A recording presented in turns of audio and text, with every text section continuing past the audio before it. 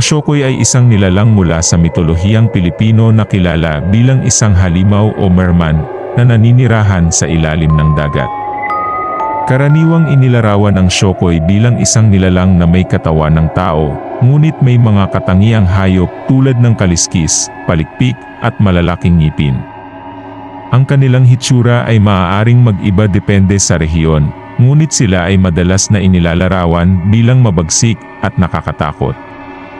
Pinaniniwalaang ang Shokoy ay naninirahan sa mga malalim na bahagi ng karagatan, at madalas na lumilitaw sa mga baybayin o sa tabi ng mga bangka upang manghuli ng tao. May mga kwento na nagsasabing ang mga Shokoy ay kumakain ng mga tao o inilulubog ang kanilang mga biktima sa dagat upang hindi na sila muling makita. Sila rin ay iniuugnay sa mga pagkalunod at pagkawala ng mga mangingisda. Sa kabila ng